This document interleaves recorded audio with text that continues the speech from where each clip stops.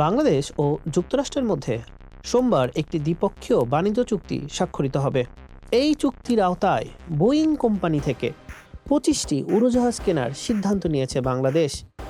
চুক্তি সম্পন্ন হওয়ার পর বিস্তারিত আনুষ্ঠানিকভাবে জানানো হবে বলে জানিয়েছেন বাণিজ্য, বেসামরিক বিমান পরিবহন ও পর্যটন উপদেষ্টা শেখ বশিরউদ্দিন। রোববার সচিবালয়ে উপদেষ্টা বলেন, বর্তমানে যুক্তরাষ্ট্রে বাংলাদেশের রপ্তানি বাজারের পরিমাণ প্রায় 1 লাখ কোটি টাকা।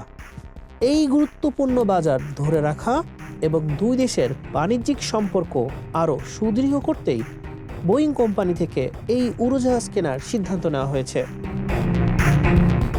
তিনি জানান, উড়োজাহাজ কিনতে ব্যয় হবে 30 থেকে 35 হাজার কোটি টাকা।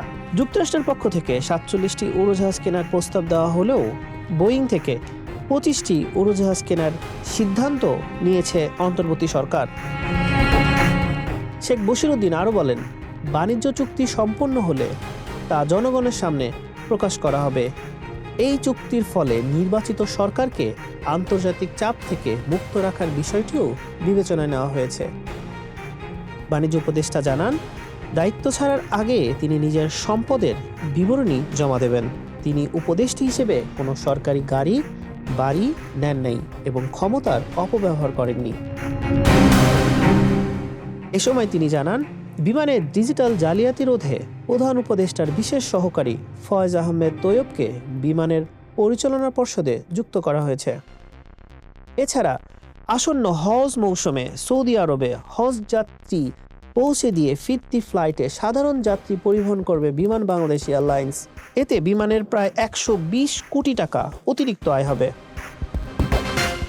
এদিকে জাপানের সঙ্গে বাংলাদেশের একটি বাণিজ্য চুক্তি সম্পন্ন হয়েছে, যা দেশের জন্য একটি ঐতিহাসিক অর্জন বলে জানান বাণিজ্য উপদেষ্টা।